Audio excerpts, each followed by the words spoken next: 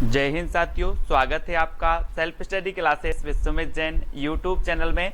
दोस्तों, हिंदी साहित्य की हमारी निरंतर सीरीज चल रही है। रचनाओं को याद करवा रहे हैं, महत्वपूर्ण तत्वों को याद करवा रहे हैं। ठीक है, आप पीजीटी, नेट, टीजीटी है ना, एलटी ग्रेड, आरपीएससी किसी भी एग्जाम की तैयारी कर रहे हैं दोस्तों, यूपी टेट, तो आपके लिए वीडियो बहुत ही उपयोगी है। और आज हम पढ़ने वाले हैं प्रगतिवाद की दोस्तों महत्वपूर्ण रचनाएं। ठीक है, प्रगतिवाद की रचनाएं मोस्ट इंपॉर्टेंट हैं और इनके बारे में आज हम पढ़ने वाले हैं। तो सभी लोग वीडियो को लाइक जरूर करेंगे दोस्तों, और वीडियो को शेयर भी करना है। जिन भी साथियों ने अभी तक चैनल को सब्सक्राइब नहीं किया है वो चैनल को सब्सक्राइब जरूर कर देना।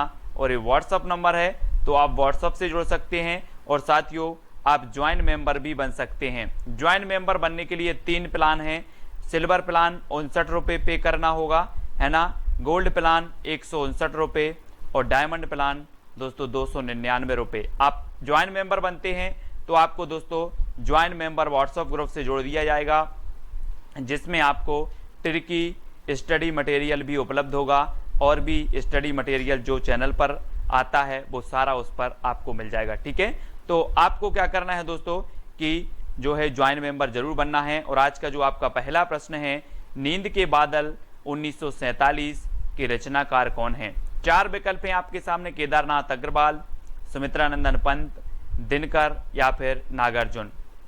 तो आपको पता होगा दोस्तों कि 2013 में केदारनाथ में क्या आई थी? बाढ़ आई थी। केदारनाथ में बाढ़ आई थी, ऐसा लग रहा था कि बादल जो है नींद में सो गए हैं, है ना। तो नींद के बादल कहाँ आए थे? केदारनाथ में। नींद के बादल आए थे केदारनाथ में। तो नींद के बादल के जो रचनाकार होंगे वो कौन होंगे? केदारनाथ अग्रवाल। और यहाँ पर देखो, केदारनाथ में नींद के बादल आए और यहाँ पर तबाही मची थी, है ना। तो केदारनाथ में नींद के बादल, इस प्रकार से आपको याद रखना है। ठीक है, अब आपसे कभी भी पूछा जाएगा नींद के बादल के रचनाकार कौन है, तो आप बता दोगे सर नींद के बादल तो केदारनाथ में आए थे, मतलब केदारनाथ अग्रवाल। ठीक है, हिल्लोल के रचनाकार कौन है दोस्तों? 4 विकल्प हैं। और आपको पता है कि केदारनाथ जाना जाता है दोस्तों, शिव का एक धाम है, शिव जी का एक धाम है केदारनाथ। और जब केदारनाथ में बाढ़ आई, केदारनाथ में दोस्तों जब पानी की बाढ़ आई तो हिलोर लग रही थी। देखो चित्र में हिलोर लग रही थी, किसे लग रही थी? शिव जी को हिलोर लग रही थी, शिव जी को। तो हिलोर से हिल्लोल, और हिल्लोल के रचनाकार कौन होंगे? शिव मंगल सिंह सुमन। यानी कि आपका जो विकल्प नंबर सी है वो बिल्कुल सही हो जाएगा, क्योंकि क्या लग रही थी शिव को? हिलोर लग रही थी, हिलोल। ठीक है, इस प्रकार से यानी कि जो सा नंबर है वो आपका बिल्कुल सही हो जाएगा। नेक्स्ट है दोस्तों, मिट्टी की बारात के रचनाकार कौन है? त्रिलोचन, शिव मंगल सिंह सुमन, दोनों या फिर नागार्जुन। आपको कमेंट में बताना है। और आपको पता है दोस्तों कि शिव जी की जब बारात निकली तो बाराती जो थे भभूत लगाए थे, मिट्टी की भभूत लगाए थे, है ना। भूत भी बारात में आए थे। तो ऐसा लग रहा था कि जैसे मिट्टी की बारात आ रही हो, जैसे मिट्टी की बारात आ रही हो। किसकी? शिव जी की। तो मिट्टी की बारात की रचना किसकी होगी? शिव मंगल सिंह सुमन। और त्रिलोचन भी कहा जाता है दोस्तों किसको? शिव को। तो त्रिलोचन की भी ये रचना है, शिव मंगल सिंह सुमन की रचना है ना। कौन सी? मिट्टी की बारात। तो अब आपको याद रख लेना है मिट्टी की बारात किसकी आ रही थी? बोले सर त्रिलोचन की या फिर शिव जी की। तो शिव मंगल सिंह सुमन और त्रिलोचन। ठीक है, यानी कि आपका उत्तर सी नंबर बिल्कुल सही हो जाएगा। अगला क्वेश्चन है दोस्तों, राह के दीपक 1947 की रचनाकार कौन है? त्रिलोचन, शिव मंगल सिंह सुमन, रांगे राघव या फिर नागार्जुन। तो आपको पता है राह के दीपक कौन बने? राह के दीपक, यहां से देखो जरा चित्र में, श्री राम जी आगे आगे चलकर ये राह के दीपक बने हैं। कौन? राघव, है ना। राघव बोलते हैं ना, रघुपति राघव सीताराम। तो राघव क्या बने? राह के दीपक बने। इस प्रकार से राह के दीपक बने राघव। तो राह के दीपक के रचनाकार कौन होंगे? रांगे राघव। ठीक है, रांगे राघव, यानी कि सा नंबर आपका बिल्कुल सही हो जाएगा। ठीक है, अब दोस्तों आपको लास्ट में वीडियो के बताना है कि कौन सी ट्रिक सबसे अच्छी लगी, है ना, कौन सी रचना आपको सबसे ज्यादा याद हुई है। और इसके पहले के वीडियो अगर आपने नहीं देखे हैं तो वीडियो जरूर देखें। तालाब की मछलियां के रचनाकार कौन है दोस्तों? 4 विकल्प हैं और आपको पता है कि तालाब की मछलियां कौन खा गया? तालाब की मछलियां नाग खा गया। ये नांग है और तालाब की मछलियां नांग खा गया, तो तालाब की मछलियां कौन खा गया? नांग, तो नागार्जुन। ठीक है, नांग से नागार्जुन, यानी कि सा नंबर आपका बिल्कुल सही होगा। तालाब की मछलियां, ये रचना किसकी होगी? बोले सर तालाब की मछलियां नांग खा गया, तो तालाब की मछलियां की रचनाकार नागार्जुन। ठीक है, इस प्रकार से याद रखेंगे। और अगला है दोस्तों कदली बन, हंसमाला, मिट्टी और फूल के रचनाकार कौन है? ये प्रगतिवादी रचनाएं हैं, त्रिलोचन हैं, शिवमंगल सिंह सुमन, नागार्जुन या फिर नरेंद्र शर्मा हैं। तो आपको बताना है और आपकी सुंदर सी ट्रिक है कि नरेंद्र ने कदली वन में मिट्टी और फूलों की माला बनाई। कहाँ पर, किसने बनाई? नरेंद्र ने। तो नरेंद्र शर्मा कदली वन में, तो कदली वन मिट्टी और फूलों की, तो मिट्टी और फूल और माला से हंसमाला। ठीक है, तो हंसमाला ये रचना हो जाएंगी किसकी? नरेंद्र शर्मा की। अब याद रख लेना है कि नरेंद्र ने कदली वन में मिट्टी और फूलों की माला बनाई, ये आप याद रखेंगे तो नरेंद्र शर्मा की जितनी भी रचनाएं हैं वो आपको याद हो जाएंगी। ठीक है, अगला है दोस्तों युगवाणी ग्राम्या के रचनाकार कौन है?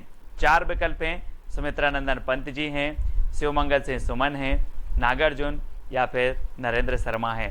तो युग की वाणी और ग्राम्या, इसके रचनाकार कौन माने जाते हैं? आपको पता है दोस्तों, सुमित्रानंदन पंत ये प्रगतिवाद के प्रवर्तक माने जाते हैं, और युगांत, युगवाणी ये जो रचनाएं हैं ग्राम्या, ये किसकी हो जाएंगी?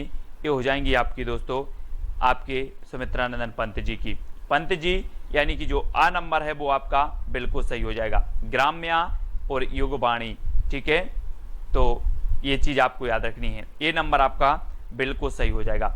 अगला है दोस्तों पिघलते पत्थर 1946 के रचनाकार कौन है? आपको पता है दोस्तों कि पत्थर कैसा भी हो, या पत्थर दिल बोलते ना अपन कि वो तो पत्थर दिल है, कोई भी पत्थर दिल हो रघुवीर के पास आ जाए तो पिघलते पत्थर भी पिघल जाते हैं, पत्थर दिल भी पिघल जाते हैं। तो पिघलते पत्थर कहाँ पर?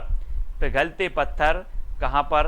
रांगे राघव के पास, राघव के दरबार में पिघलते पत्थर। तो रांगे राघव की रचना है, 1946 की रचना है, और पिघलते पत्थर कहाँ पर? राघव के दरबार में, है ना। तो रांगे राघव यानी सा नंबर आपका बिल्कुल सही हो जाएगा। अब कभी भी आपसे रचना पूछी जाएगी, बोले सर पिघलते पत्थर, तो पिघलते पत्थर भी पिघल जाते हैं कहाँ पर?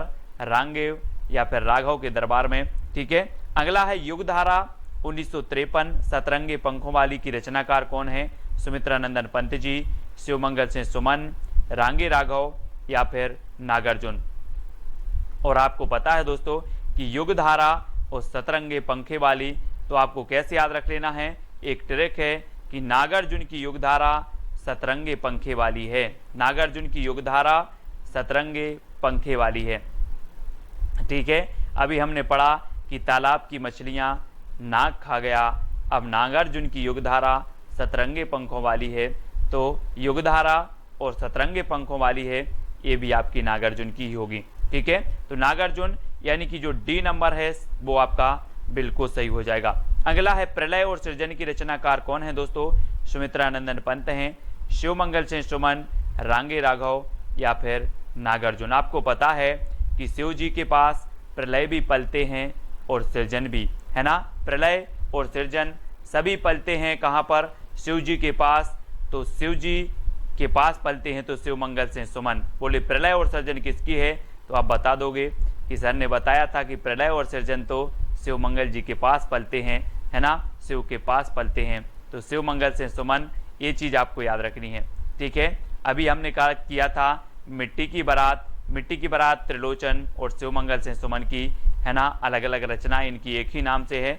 ठीक है, और ये प्रलय और सृजन 1944 की रचना, ये शिवमंगल सिंह सुमन की है। ठीक है, अगला है ऋतु संहार रंग रूप के रचनाकार कौन है? सुमित्रानंदन पंत जी हैं, शिवमंगल सिंह सुमन, रामविलास शर्मा या फिर नागार्जुन। ऋतु संहार और रंग रूप के रचनाकार कौन हैं? आपको याद रख लेना है, एक छोटा सा कोड है दोस्तों कि ऋतु का रंग रूप रामविलास जैसा है। ऋतु का रंग रूप कैसा है? रामविलास जैसा है। तो ऋतु से आपका बनेगा दोस्तों ऋतु संहार और रंग रूप से रंग रूप और किसके जैसा है रामविलास, तो रचनाकार कौन होंगे रामविलास शर्मा, यानी कि जो सी नंबर है वो आपका बिल्कुल सही हो जाएगा। अब आपसे कभी भी पूछा जाएगा ऋतु संहार किसकी रचना है, तो आप बोलोगे कि ऋतु का रंग रूप रामविलास शर्मा जैसा है ना, या रामविलास जैसा है, तो ऋतु का रंग रूप तो ऋतु संहार, रंग रूप से रंग रूप, रामविलास से रामविलास शर्मा। ठीक है, अगला है जिजीविषा संतरण और संकल्प के रचनाकार कौन है दोस्तों। ये प्रगतिवादी रचना है जिजीविषा यानी कि जीने की इच्छा, संतरण संकल्प, इनकी रचनाकार कौन है पंत जी, शिवमंगल सिंह सुमन, महेंद्र भटनागर या फिर नागार्जुन। और आपका बिल्कुल सही आंसर है दोस्तों, यहाँ पर ट्रिक याद रखना है कि महेंद्र ने संत बनकर जिजीविषा का संकल्प लिया, संत बनकर जिजीविषा यानी कि जीने का संकल्प लिया। तो किसने लिया महेंद्र भटनागर ने, इसलिए जिजीविषा संतरण और संकल्प ये तीनों ही रचनाएं किसकी हैं महेंद्र भटनागर की हैं, और महेंद्र ने संत बनकर जिजीविषा का संकल्प लिया, ये आपकी ट्रिक हो जाएगी। ठीक है, और दोस्तों ये सारे नोट्स आपको ज्वाइन मेंबर यानी कि ज्वाइन ग्रुप में मिलेंगे। ठीक है, तो आप ज्वाइन मेंबर अवश्य बने चैनल के।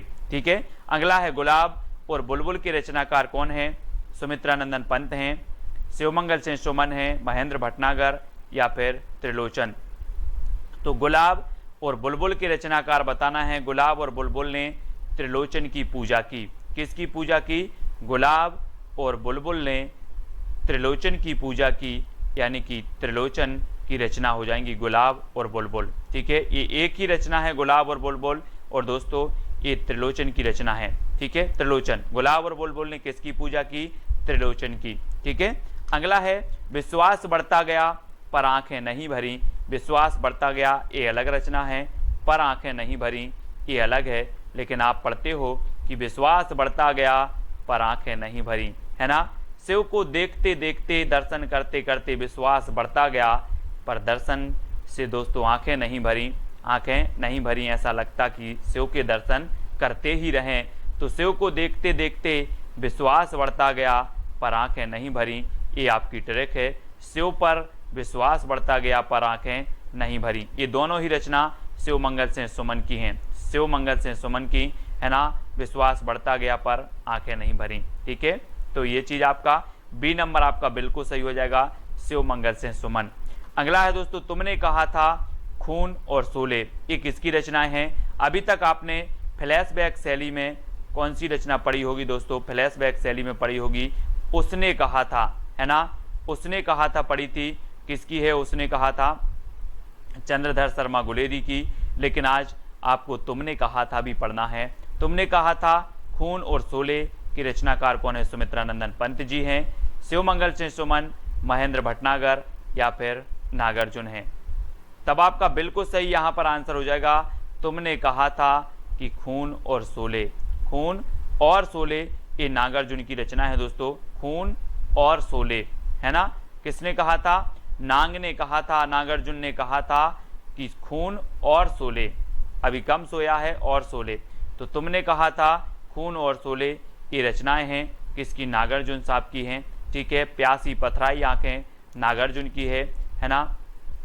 इन सभी रचनाओं को याद रख लेना है, तुमने कहा था खून और शोले नागार्जुन जी की। ठीक है, बेला और नए पत्ते के रचनाकार कौन है, सुमित्रानंदन पंत जी हैं, निराला, महेंद्र भटनागर या फिर नागार्जुन।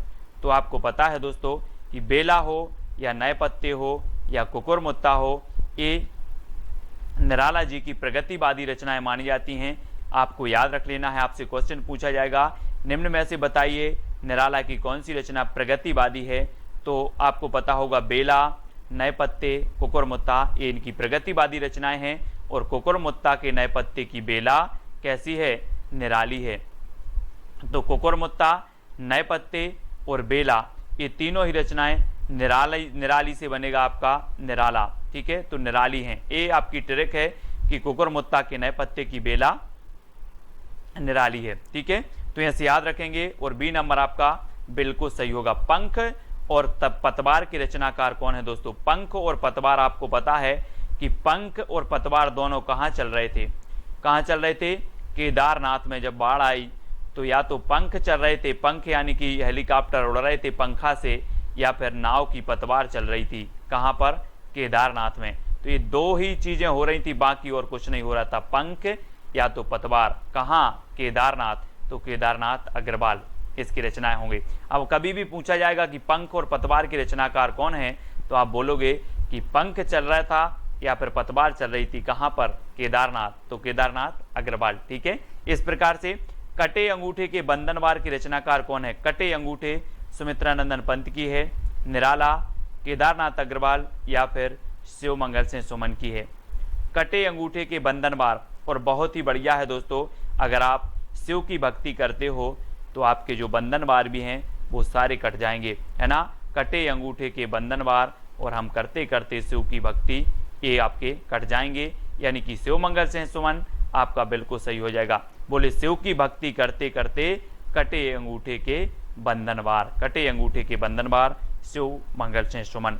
हजार हजार बाहों वाली की रचनाकार कौन है दोस्तों? सुमित्रानंदन पंत, नागार्जुन, केदारनाथ अग्रवाल, शिव मंगल सिंह सुमन। और आपको पता होगा कि हजार हजार बाहों वाला व्यक्ति भी आ जाए लेकिन नांग को नहीं पकड़ पाएगा। किसको नहीं पकड़ पाएगा? नांग को।